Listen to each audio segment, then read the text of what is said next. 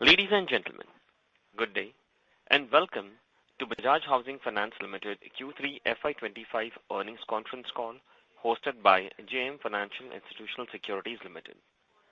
As a reminder, all participant lines will be in the listen-only mode, and there will be an opportunity for you to ask questions after the presentation concludes. Should you need assistance during this conference call, please signal an operator by pressing star, then 0 on your touchtone phone. Please note that this conference is being recorded. I now hand the conference over to Mr. Sameer Bhise from JM Financial. Thank you, and over to you, sir. Thank you, Nirav. Good evening, everyone, and welcome to the 3Q FY25 earnings conference call of Bajaj Housing Finance. First of all, I would like to thank the management of Bajaj Housing Finance for giving us the opportunity to host the call. From the management team, today we have Mr. Atul Jain, Managing Director, Mr. Gaurav Kalani, Chief Financial Officer, Mr. Jasminder Chahal, President, Home Loans, Mr. Vipin Arora, Executive Vice President, CRE and Loan Against Property, and Mr. Neeraj Adiani, Executive Vice President from Risk. As always, we will have opening comments from the management team, post which we will open the floor for Q&A. With that, now I would like to transfer the call to Mr. Atul Jain, Managing Director, for his opening remarks. Over to you. Thank you, Sameer. A very good evening to all of you, and good morning to those who are attending from Western Hemisphere. First, I'll take you through the presentation that we have uploaded on the investor section of our website and also on the stock exchanges. Coming to panel number 3, it was overall a good quarter for us in terms of AUM growth and profitability. During the quarter, AUM was up by 26% and overall AUM have now stood at 1,08,314 crore. While PBT and PAT both also grew by 25% on YOY basis and were 713 and 548 crore respectively. Asset quality continued to hold well during the quarter with GNPA remaining stable at 0.29% and NNPA at 0.13%. Provisioning coverage of 55%. Operating efficiencies improved further during the quarter and OPEX to NIM came at 19.8% in the quarter gone by against a 23.2% in quarter 3 FY24. Operating expenses remained in control at 7% growth on YOY against a NIM growth of 25%. Capital adequacy of the company remains strong with CAR tad below 28% due to the capital raise which we recently did. PBC ratio also remained above. PBC is a principal business criteria ratio which is applicable to housing finance companies, which is at 60%. The ratio was at 62.15% for BHFL. I'll move to panel number 4. The addition of AUM during the quarter was 5,745 crore. Total AUM growth was 26%. Within 26%, under various segments, home loans grew by 23%, loan against property by 19%, lease rental discounting by 26%, and developer finance by 59%. Broadly, overall portfolio mix remains stable with slight movement between the products, HL at 57%, LAP at 10%, LRD at 19%, and DF at 12%. During the quarter, we also saw disbursement growth of 17% compared to same quarter last year. As an update, we had set up a near prime and affordable vertical to meet the mortgage rate because we had predominantly been a prime company earlier. This SBU business has started picking up, which is in line with our expectations, and as we go forward, we expect this vertical to become very significant in our overall scheme of things. Moving to panel number 5, cost of funds was stable at 7.9% from the last quarter, indicating that the cost of funds have peaked out. The pass-through of all cost of funds has been there in the balance sheet. Borrowing mix again remained by and large stable at 43 to the banks, 46% money market and NHB at 11%. Interest income, net interest income grew by 25%. Net total income also grew by 25%. Gross spread remains constant at 1.9%. NIM dropped slightly to 4% against a 4.1% on a sequential basis and also on a YOY basis. Moving to panel number 6, GNPA stood at 29 basis points as against 25 basis points on Q3 FY24 and 29 basis points of preceding quarter. NNPA at 13 basis points against 10 basis points of Q3 FY24. In terms of credit cost, loan loss to average loan assets stood at 0.15% in Q3. However, net of overlay release, it was 0.20. If the same number net of overlay release during the last year, same quarter was 0.15%. Now, past this, there is no other management overlay which is there remaining in the balance sheet of the company. In terms of profitability, as already called out, PAT grew by 25% in Q3, and ROA remained at 2.4% in line with Q3 FY24, and ROE at 11.5%. ROE is down given the full impact of capital raise, what we had done in September. In Q2 FY25, the ROE had a partial impact because the capital raise being done in September. These are ROA and ROE, of course, are annualized figures. I'll move to panel number 15 now. This is first time we are putting up a medium-term guidance on key financial indicators. In last quarter, when we did our first call, we were still in the silent period, could not have guided for medium-term guidance on the financial numbers. We estimate in the medium term 24 to 26% AUM growth, OPEX to net total income to go down to 14 to 15%. From in the current quarter, it came to 19.8%, GNP at 40 to 60 basis points. Credit costs remaining sideways between 20 to 25 basis points, provisioning coverage at 40 to 50%, ROAs of a 2 to 2.2% with leverage of 7 to 8 times, thus ROE of 13 to 15% in the medium term horizon. Moving to panel number 17, I've already talked about the quarterly numbers. On the 9-month number, the PAT has grown by 17% because of a one-time tax provisioning release during last year what we had. Nullifying that, in PBT, the growth had been 23% as far as 9 months figures are concerned on YOY basis. Moving to panel number 19, on a key portfolio trends, marginal downward in the portfolio yield from 9.9 to 9.8%, and spread remaining same at 1.9. In fact, it was 1.94 last quarter to 1.89. That's why you are, even with the 10% portfolio deep, looking at 1.9. So it's a second decimal change what has happened there. Operating efficiencies have talked about 19.8% in terms of OPEX to net total income, and remains at 4%. Asset quality again stable at 0.29 with NNPA at 0.13. Return ratios again talked about from 13% now to 11.5% with full impact of a capital raise coming in. Moving to panel number 20, the borrowing mix remains quite diversified. Banks borrowings are backed by 20 banks. 43% bank borrowings have reduced by 1.2% sequentially. The portion which has been offset by money market borrowing, which has gone up by same amount, because it was led by larger bond issuance during Q2. Moving to panel number 23, portfolio mix remains stable over a period of time with a minor movement in terms of the composition of the products. Moving to panel number 28, we have talked about GNP and NPA. Stage 1 assets have stood at 99.34, again in line with the long-term average of what we have seen over last few quarters. Stage 3, we have already talked about 0.29. Stage 2 at 0.37, again more or less in line with last 7-8 quarters. Moving to panel number 30, in terms of a provisioning coverage, the provisioning coverage, we continue to remain conservative on the provisioning coverage across products. In terms of product-wise, GNPA in home loans are slightly up by 2 basis points to 33 basis points. LAP has improved by 3 basis points to 76 basis points. LRD continues to have a nil GNPA, while DF has improved by 1 basis point to 9 basis points. And overall, an NPA up by 1 basis point sequentially. That is all from my side on the highlights of the quarter. Open to take any questions from the forum. Thank you. Thank you very much. We will now begin with the question and answer session. Anyone who wishes to ask a question may press star and 1 on their touchtone telephone. If you wish to remove yourself from the question queue, you may press star and 2. Participants are requested to use handsets while asking a question. Ladies and gentlemen, we will wait for a moment while the question queue assembles. Participants, you may press star and 1 to ask a question.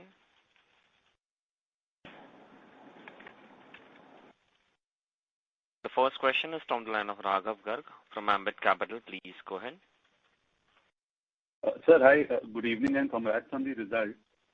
I have 3 questions. So one is on the retail segment disbursements. Can you give us the absolute number of retail disbursements that was there? And then what was the growth on YOY basis and Q1Q basis in retail disbursements? And then another part of that question is that within retail, what was the growth in the home loan disbursements? Gaurav, would you have a segmental disbursement number? So Raghav, first thank you for your compliment, but we won't be able to share segmental disbursement numbers. We have given the segmental AUM growth number and overall AUM growth as a product level. But segmental disbursement numbers we generally do not publish. Sure. But last quarter you had indicated about 7% retail disbursements growth. Can you give a comparable number to that for this quarter, which is... Last quarter was also total disbursement. Total. There was no retail disbursement. Okay. I thought you had indicated retail disbursement growth of 7% in the last quarter. To the best of my memory, Raghav, no. To the best of my memory. Sure. Sure. And then, yeah, so the other question is that can you talk about your strategy in affordable home loans, say around ticket size, sourcing model? Are you going to be targeting the existing players in the market, maybe from a BT perspective or, poaching their loans? Which other geographies will you be focusing on? Just some color on that and the affordable piece. So for affordable, strategy will remain anchored on purchase transactions, not on taking over the BT, because BT, in any case, as a part of our digital channel, what we get leads through the digital channel from Bajaj Finance. I think we have built a presence there. The vertical what we have set up, which is a special SBU, what we have set up to cater to non-prime and affordable, is largely organic. Of course, a part of a BT, which is in the terms of an industry, 15-16% of the disbursements remains BT. So this vertical also may have 10-15% of the total disbursements as a BT. States, what we'll be focusing is largely southern states and the western. So initial period, Andhra, Telangana, Maharashtra and Gujarat would be, and Rajasthan would be the states where we are focusing, where we have started. Because this has two parts, this SBU has two parts. One is a near prime and second is a affordable. Near prime would come through the top 26 markets more, which is outskirts of the top 26 markets. And affordable will come through a bit of a deeper presence in these markets. Ticket sizes in affordable will be between, average ticket size would be 16-17 odd lakh, and in the near prime close to 35 to 40 odd lakh. That would be the ticket size focused on purchase transaction. Understood.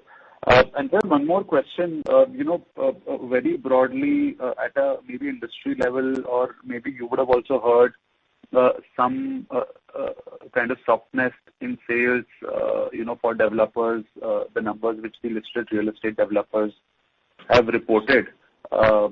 So what is your assessment? Can you give us some idea in terms of what the developer offtake is or can potentially be, given your view on the real estate industry, the absorption of the existing inventory and all that, just in that backdrop?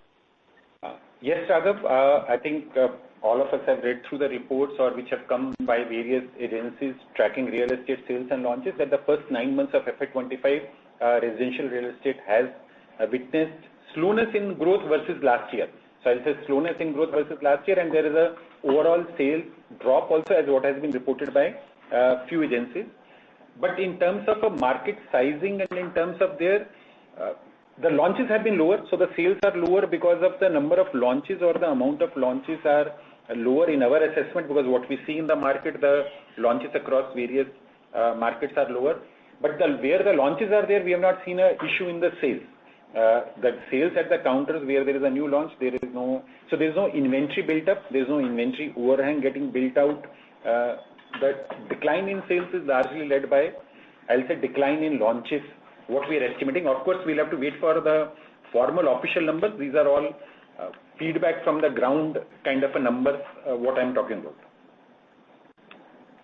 Sure. No, that's fine, but I was asking more from a perspective where your developer loan book growth could also come down. Right now, it's growing at a supernormal rate of more than 50%, right? Do you see any risk to that if say, for example, the launches are not as much as, or the demand, on a higher base comes down from here on? Raghav, our book, while which has grown at a faster pace, but at an absolute level, we are still less than 13,000 crore kind of a book, which is across 738 active projects. So I'll say, even if the launches are slow, which launches have been slow in first 9 months, but we have continued to grow at a good absolute pace, because the percentages in our case are not that relevant because of base being lower compared to the industry overall size. So in the short term to medium term, I don't see a problem in terms of a continue to grow construction finance, because that is an essential ingredient for us to grow our retail home loan business. Understood, sir. Thanks a lot for answering the questions. Thanks, Raghav. Thanks, sir. Thank you. Next question is from the line of Piran Engineer from CLSA India. Please go ahead. Yeah, hi team. Congrats on the quarter. Before I get to my question, if I can just.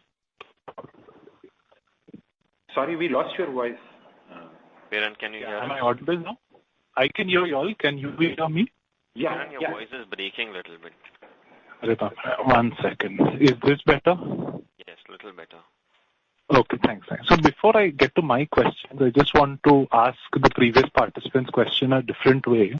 In the 17% disbursement growth, would the retail growth be higher or lower than the overall average?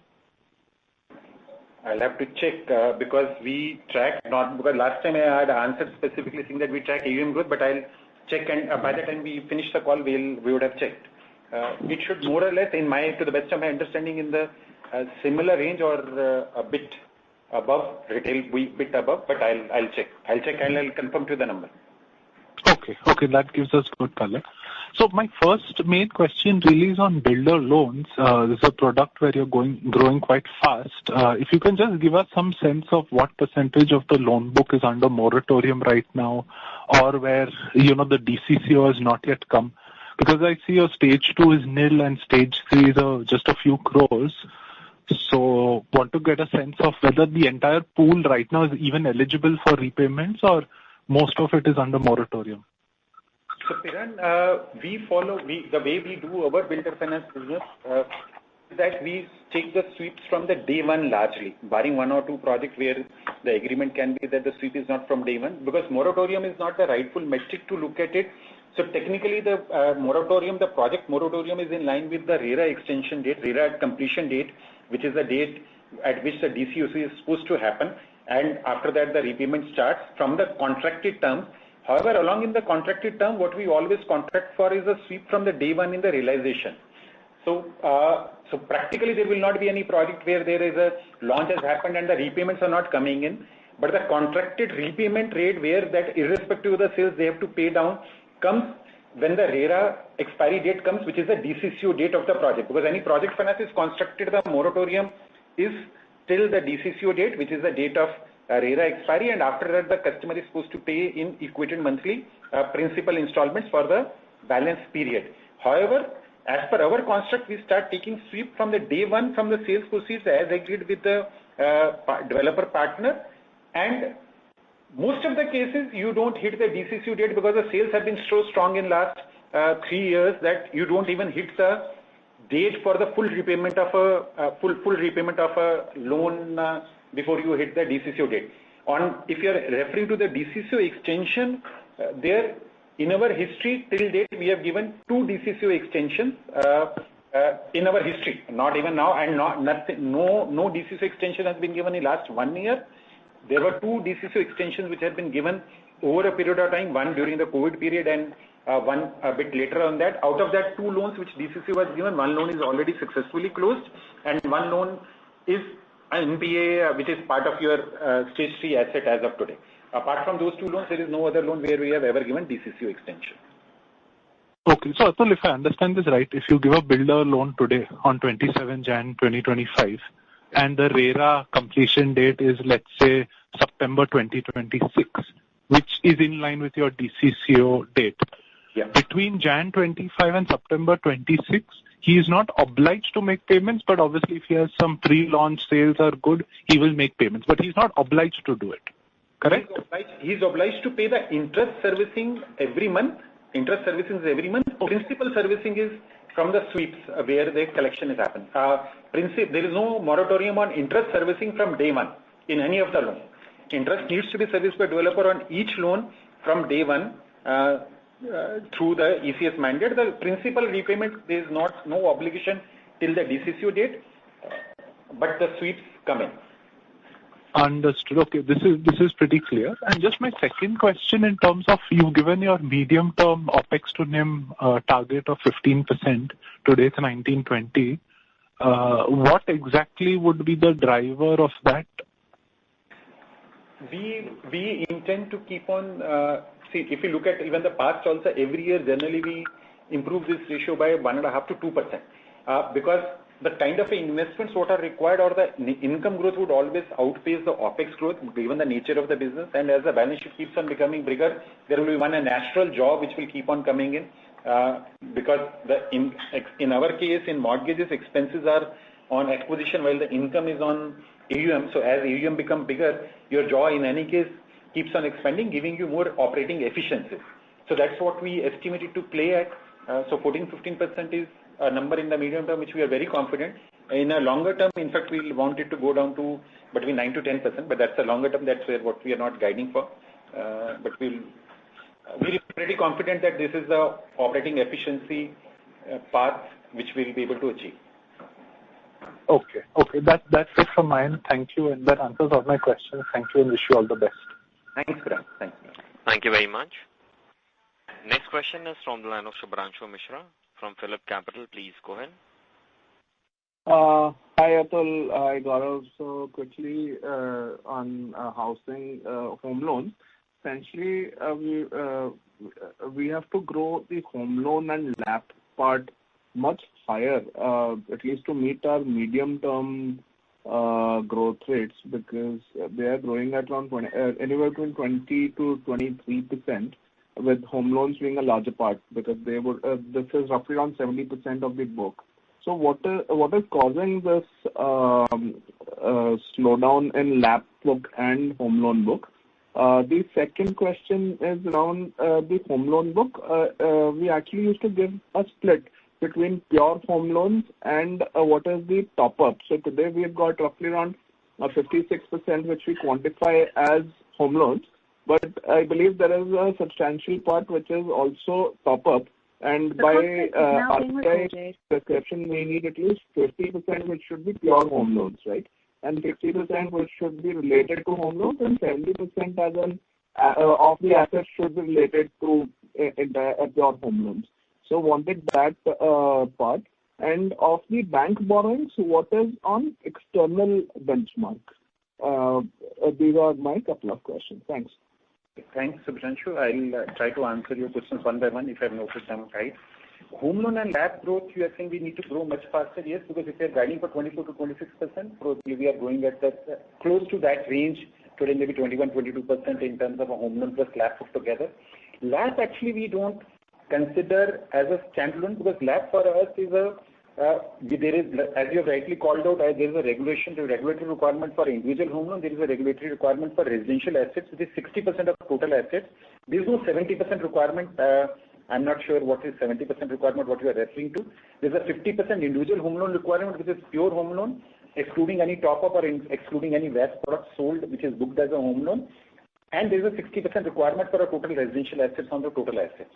Now, for the remaining assets, remaining part of the book, which can be non-home loan, we take a call basis at any point of the time, the return risk metrics on between loan against property and lease rental discounting. Our recent assessment of last 3 years had been that the lease rental discounting adjusted for risk is better return generator in last 2-3 years, given the intensity of competitive activity in loan against property market and the kind of what we say risk-adjusted returns which are coming in. So LAP and LRD, we are agnostic. We have grown LRD much faster in previous 2 years as return risk metrics were not, in favor of LRD. For home loan remains the piece where we have to continue to grow in line with where we have to grow the company book. If we are guiding for 24 to 26% kind of a company book growth, that is where that minimum or higher than that is where we have to grow home loan. Now, this 23% growth has been coming in where our economies of scale or economies from our new near prime and affordable vertical has not kicked in. We expect this vertical to start generating meaningful contribution to the growth from next year. Because this year we just started in May and June. So right now the numbers are for us a good indicator of the beginning, but not that's relevant from the AUM growth perspective, but in coming year 25-26 and followed by 26-27, I think from an AUM growth perspective from a home loan, this vertical will generate significant contribution to give us overall growth.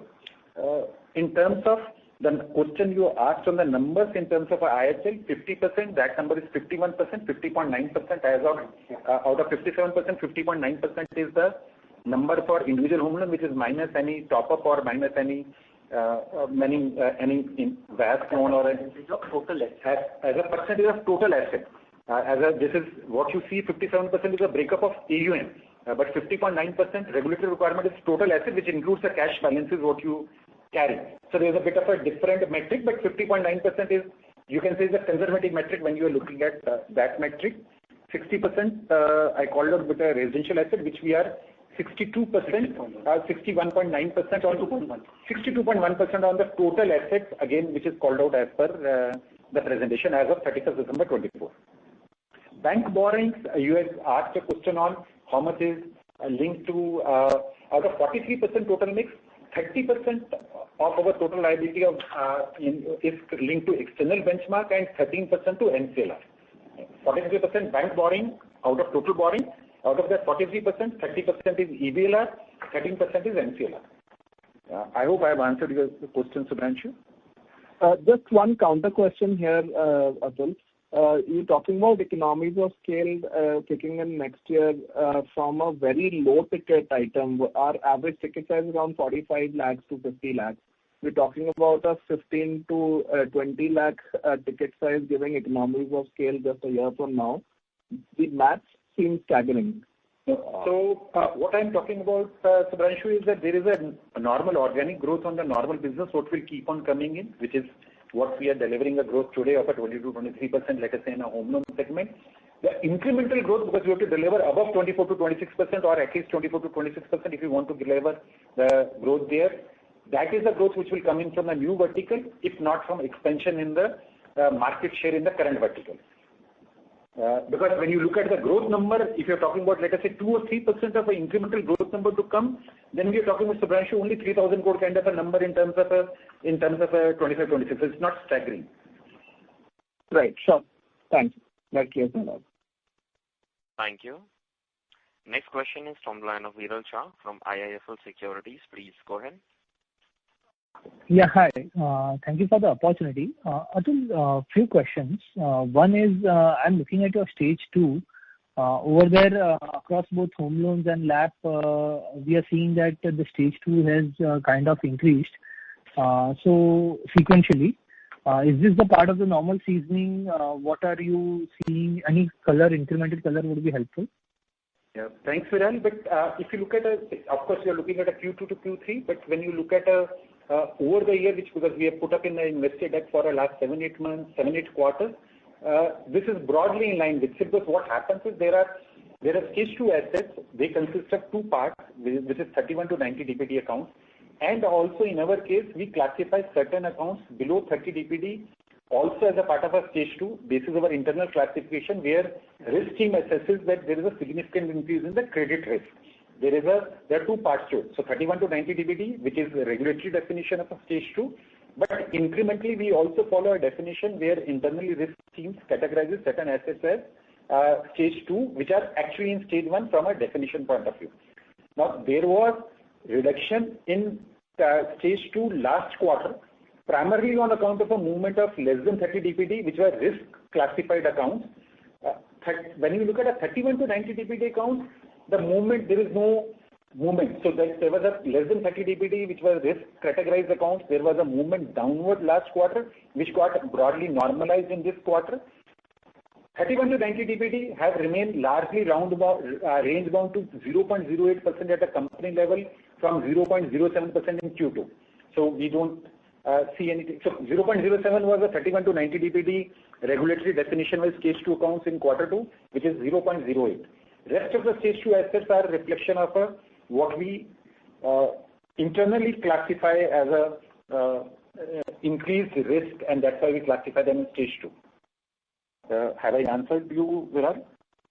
Got it. I think you are mentioning at an overall level. I think broadly that will hold true even for home loans and LAP segment. 0.07 to 0.08 it will hold true, and lease rental discounting does not have any stage 2 account, so it is home loan and LAP, and DF also does not have. So it will apply on a home loan and LAP only. Correct. Got it. And Atul basically wanted to get a sense if you can quantify, if at all there has been any impact from the property registration disruptions in a few states, Karnataka, Telangana, how much it has been impacted? And secondly, has it impacted your, incremental disbursements, again, not the existing projects, but the new projects even on the construction finance or LRD side? If you can just give some color over there, both on retail as well as wholesale.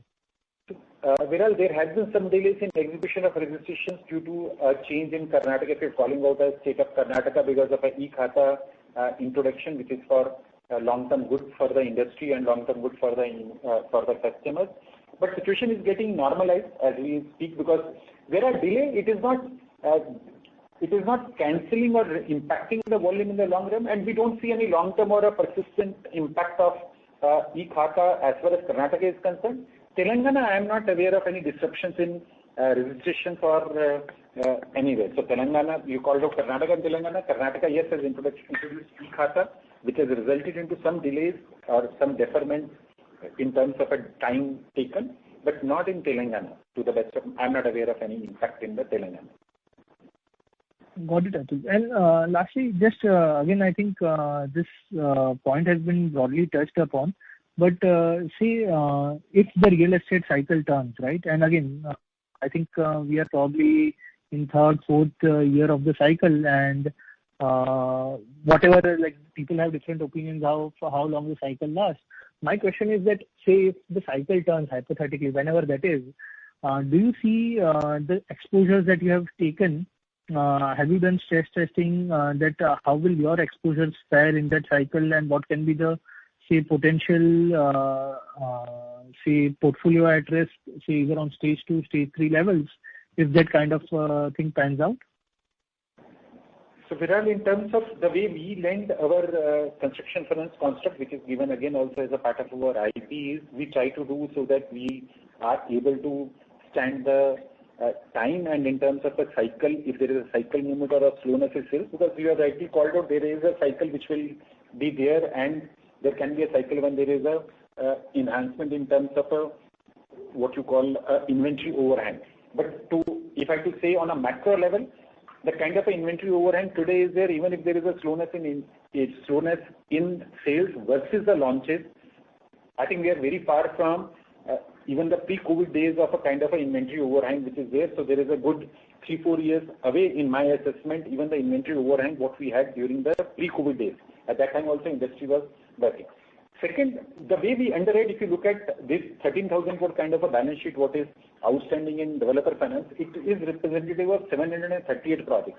Average disbursal or average outstanding per project is what we construct ourselves for granular book, and that is what I was mentioning in the earlier question when it was there on the terms of a sweep. While the repayment starts on the DCCO date, but the sweep starts from day one, and our disbursements and are constructed in such a manner that we give a generally tranche-based disbursal, that every stage there are each disbursement amount what is booked for a construction finance is given in terms of a breakup of various tranches which are linked to 3 milestones.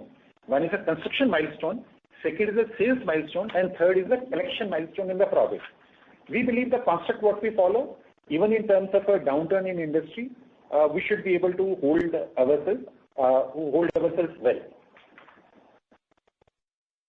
Got it, Atul. Really helpful. Thank you and all the best. Thanks, Viral. Thank you. Next question is from the line of Ganesh from Bharat Bet Research. Please go ahead. So my question was basically a follow-up of the same.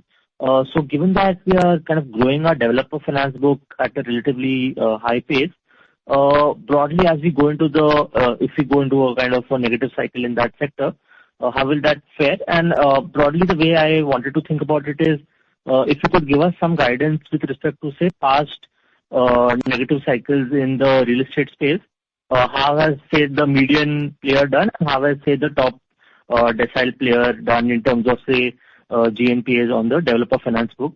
That would be kind of helpful to kind of quantify this as such. Ramesh, if I carry the same point forward what I was mentioning to Viral. Now, in terms of you asked for a benchmark for a better players versus you can say not so good players in terms of a low cycle. I think if you look at a pre-COVID or the last cycle, probably I would not have access to the numbers. You will have access to the number. You should probably refer to HDFC Limited and ICICI Bank numbers on GNPAs and NPAs on the construction finance because they had one of the largest books there. To the best of my understanding, they never have these issues of what we are calling out even in the low cycle because it depends upon how do you run the business. How do you run the business and what is your construct in terms of running a business and are you able to identify the emerging risk or emerging stress much earlier and manage the risk accordingly. Because there is a execution risk which is embedded in the construction finance which you need to manage. So my assessment and my knowledge is that the better players had always handled the risk very well and have not got impacted by the cycles over the period of time, the longer term players. Two, we also have been in the industry now for 7 years. Now, since inception, we have funded close to more than 1,300 odd projects. We have so far seen only 4 cases which have slipped into an NPA. Out of them, 2 we managed to recover later on and close, and the 2 which are still in NPAs, which is visible from the balance sheet. And which I called out in earlier also, till date, we have only given DCC extension also to 2 accounts. So, and the industry had not been that good apart from what it had been for last 2.5 years. So I'll only maintain that if you handle the risk well, you play granular and you are on top of the risk, you have an ability to manage this risk. We believe we have an ability to manage this risk better than maybe some other players. Understood. Got it, sir. That's it from my side. Thank you. Thank you. A reminder to all the participants, you may press star and 1 to ask a question. Next question is from the line of Siraj Khan, individual investor. Please go ahead. Hello, am I audible? Yes, Siraj. Siraj, go ahead. So my first question is actually, first I would want to have a clarification is with respect to the LRD vertical. So there we see that there is no NPA, GNPA, but the average ticket size that I can see is approximately 98 crores. Although I would want to not this situation not happen, but in which scenario will this why will there be an NPA in this case, and what will be the procedure for collecting such a large amount in the NPA? So Siraj, as the name calls out, lease rental discounting is given against 2 securities. If I have to say 2 securities, one, the customers here is broadly 50% of the portfolio would be to very large rated funds or rated companies, which have a very large portfolio. So you can say the inherent risk stability of the portfolio is much higher than any other mortgage portfolio. That's why you see GNP and NPS as no. And if you look at overall industry also for last 20-25 years, this is not the LRD has never gone through a cycle because of inherent double security structures which get built in. First is that you have the cash flows escrowed to you because there is no execution risk of the project. You have because this is already built and leased out. You have the cash flows escrowed to you, which is more than your current EMI coverage. And as there are rental escalations and as the tenor moves, your security in terms of a cash flow keeps on getting better. Adequate, in any case, the property is mortgaged to you, which is at a lower LTV. So that's why you don't, this portfolio to us, I think this is one of the safest asset classes in mortgages.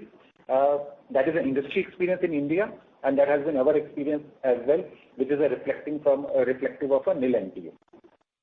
Understood. Okay. And now coming to the main question of the affordable housing. So we have seen many players coming into the affordable vertical. There are already some players there in the affordable vertical. So my question is, in the medium term that you have slide that you have given that you want 20-25% growth. So the book size for this affordable vertical, what do you see in the medium term for this vertical over the medium term?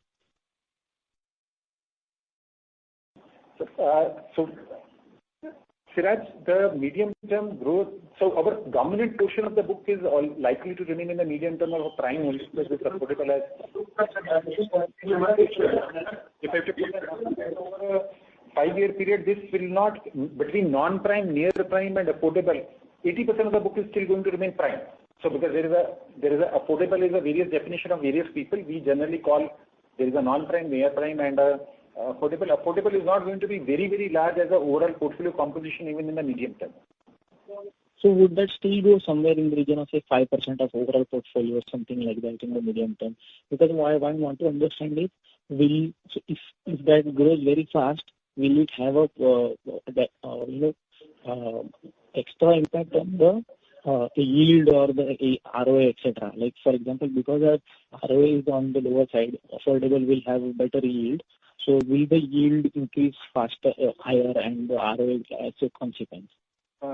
So no, probably even 5% of the overall book also would not be affordable. 5 to 7% of the home loan book can be affordable. 5 to 10% of the affordable home loan book can be affordable, but not a 5% of overall book. That is first part because I think it will, because a prime has a much more head start. We are already at 108,000 crore kind of a balance sheet for us to build a 10% on overall, 5 to 10% on overall books that fast. Second part on the terms of the yields, yes, affordable is a different nuanced business while the yields are better, but there is also a much higher cost to originate, which is what you see in most of the affordable companies' results. So, and given the mix what we are projecting for a medium term, I don't think it will have a very significant impact in enhancing the overall ROA, but we need to move to affordable to cover our full product suite because we are a mortgage company.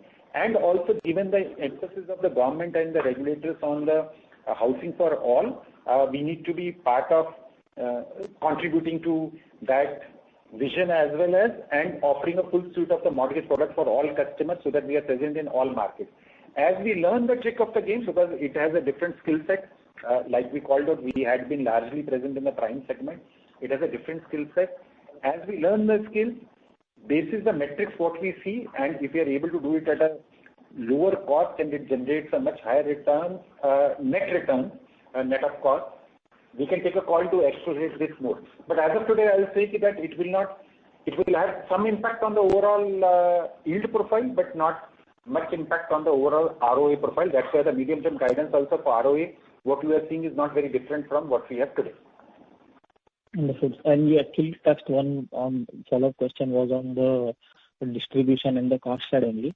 So what it was with respect to how are we going to source this business? Like because these affordable companies, they have very high cost because they have to set up a lot of branches and etc.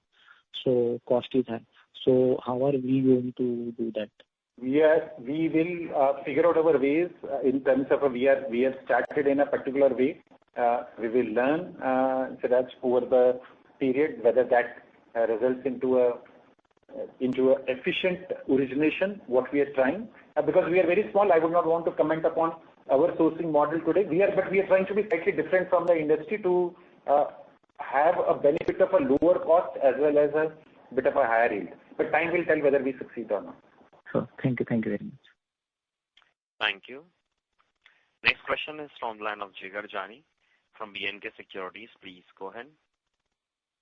Hi, thanks for taking my question and congratulations for a great set of numbers. Just one question. Can you share what yields are you giving loans as of now on the near prime and affordable segment?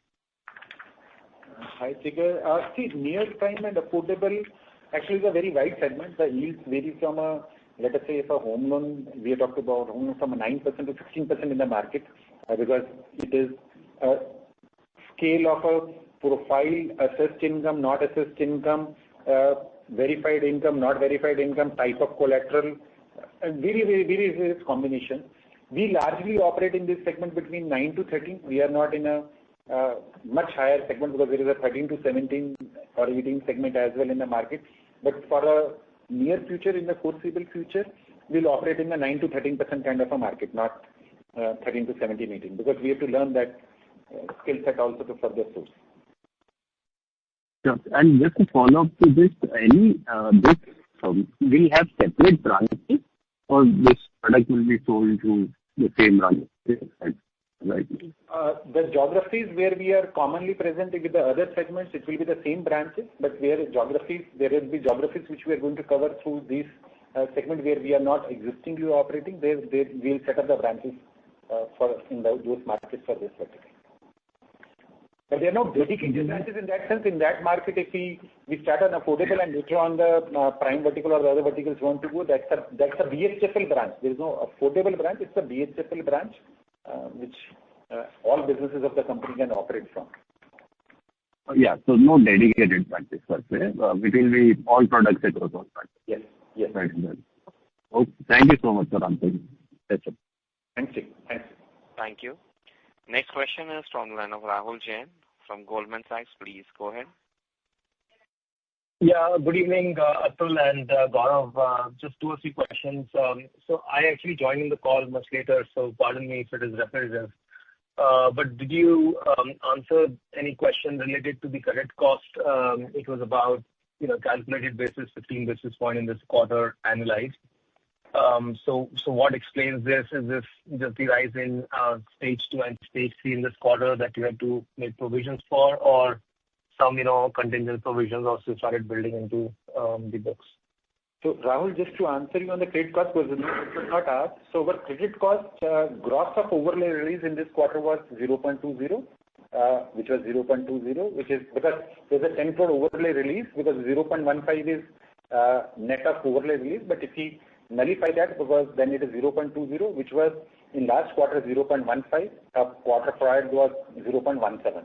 So it's more or less in range. The stage 2 also remains more or less in range, which I answered in a previous question, saying that if you take a 31 to 90 DPD kind of account, that remains in range bound between 0.08. While you see the stage 2 accounts at a 32 to 37 beeps kind of a movement, but out of that, the 31 to 90 DPD, which is a regulatory stage 2 accounts, are only 0.08. So there is no uptick in the credit cost, if that is a question. What you are saying, 50 to 20 beeps range movement. In the last year, same quarter, the credit cost was 0.15, again net of overlay release, which is 0.20. Now the difference of 0.15 and 0.20 is also largely on account of a stage 1 provisioning movement, because the credit costs move in line with, because it is a stage 1 movement and of a various asset classes mix. So if there is a particular, because every asset class has a different stage 1 provisioning, which is a general provisioning, what you call it. So there is a particular mix shift it happens, or an assignment out versus in a one quarter to another quarter. So largely stage 1 movement, which is a harmless movement, Rahul, if I have to just answer you. No, very helpful. Thank you so much, Atul. The other question is, can you or have you disclosed what proportion of the developer financing book would be to the under construction projects? And would you be able to explain, what stages of development these projects would be, et cetera, et cetera? So entire book would be largely to under construction projects, because construction finance is given for that purposes to build, so that almost entire book, barring some portion which may be to in the completed projects where there's a rundown of pause is happening. So that is entirely for the under construction projects, Rahul. The various stages of construction, because there are 738 projects, there are projects which are in various stages, because it's an ongoing business, we keep on lending more, and there are projects which keep on getting completed or the loans getting run off. So Got it. Very helpful. Just one last question. In retail disbursal, has there been any significant movement with regards to balance transfer out in this quarter versus the previous quarters? No, it is by and large stable. In a home loan, we generally we see on an annualized basis close to 12% kind of a balance transfer out, which is more or less in line with what we had seen in previous quarters. Got it. Very helpful. Thank you so much, Atul. Thanks, Rahul. Thank you. Next question is from the line of Parth from Nomura. Please go ahead. Thanks, sir, and thank you for taking my. So yeah, most of my questions are answered, but I wanted to catch up on one point. We are losing your audio in between. Yeah, we are not able to hear you. Yeah, am I audible now?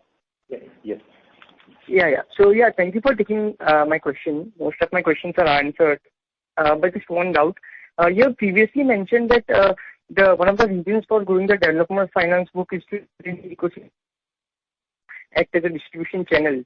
But now considering the development finance growth in this quarter, are we seeing the development finance book as a potential growth driver in the coming quarters or in the near term?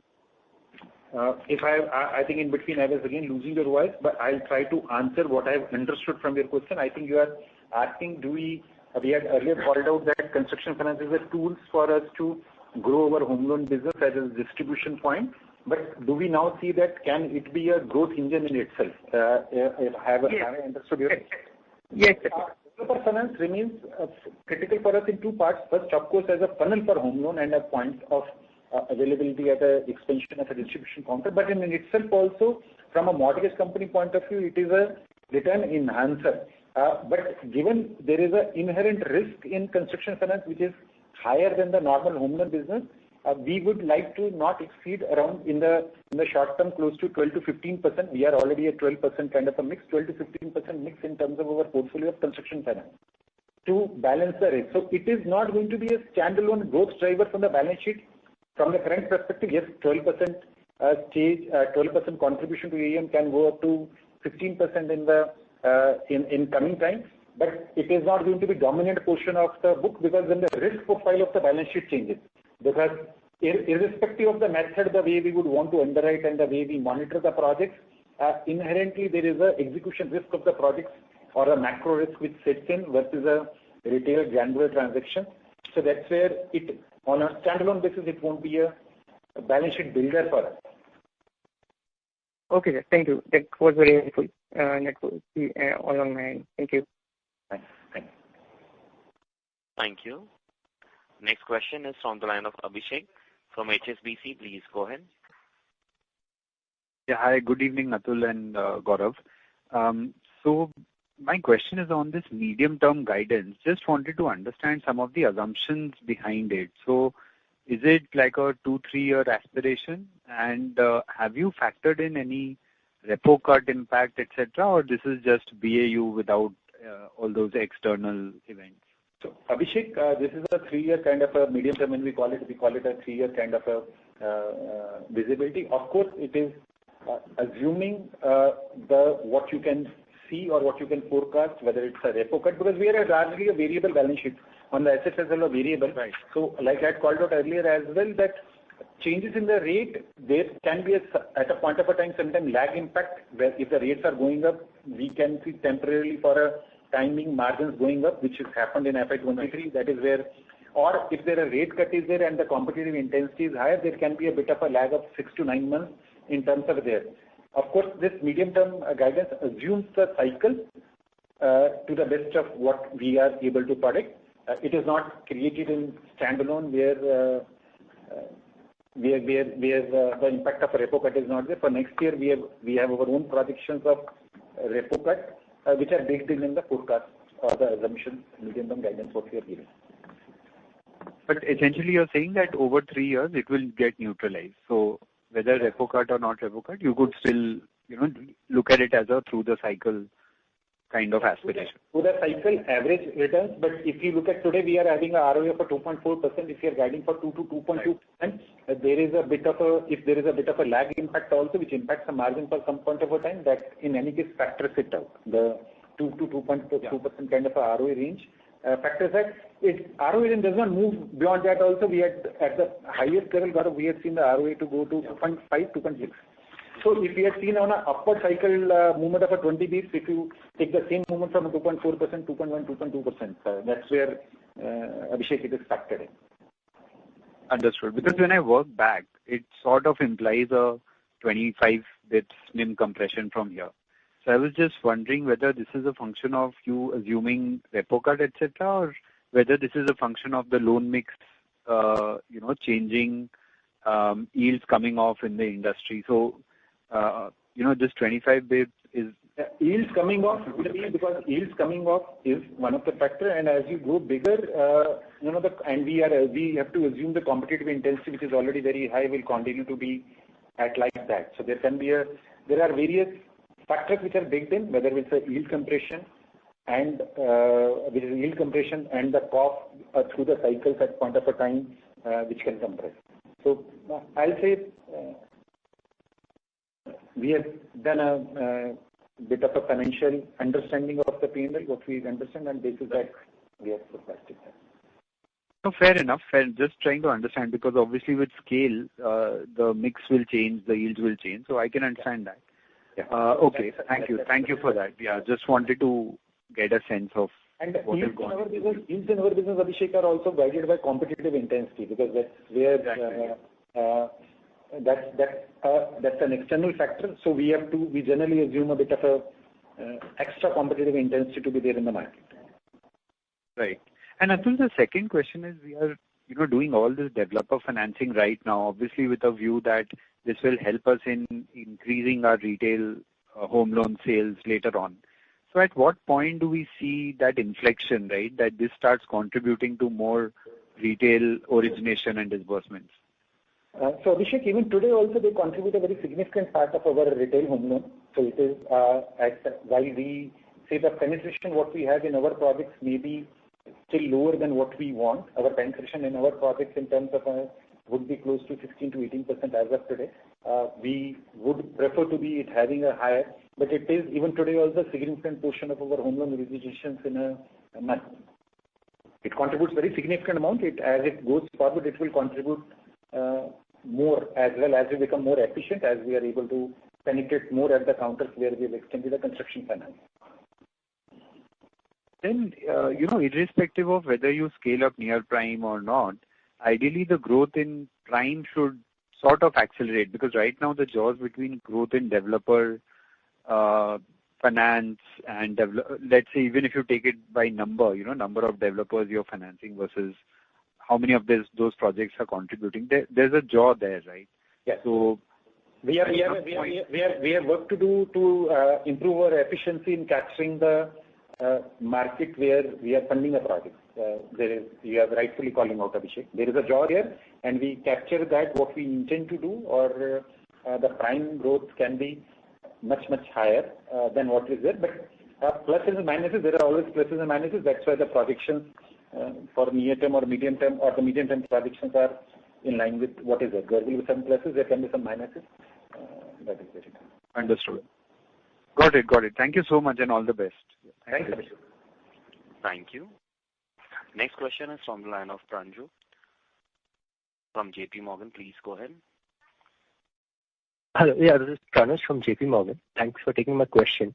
So if I just follow up on the previous question another way, for this 14 to 15% OPEX to NII and 2 to 2.2% ROA, is there a particular set of spreads that you would want to target on a steady state?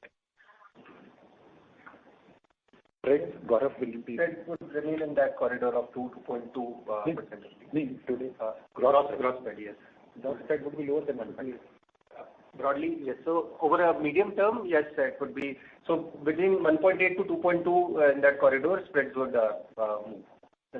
Depending on the rate cycle and depending on the competitive intensity, 1.7, 1.8 to 2.2% through the cycle, the spreads will remain at the book level. Understood. That and 7 to 8 times leverage, as you stated in the presentation. That is from ROA 7 to 2.2%, 7 to 8x leverage. The levels are 13 to 15% ROE. We had previously been raising capital when we had been closer to 7, but as we have now grown in scale and reached a stage, our earlier threshold used to be 6 to 7 times leverage as a private company. Now we have moved the threshold to 7 to 8x of a leverage as we have grown bigger, not as a private to public, but as we have grown bigger, we believe that we have an ability to sweat the capital more now. Understood. Thank you. That's helpful.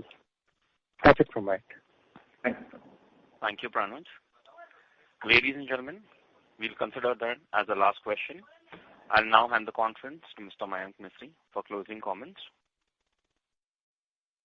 Thank you all for joining the call today, and thank you to the management team of Bajaj Housing Finance for giving us this opportunity to host the call.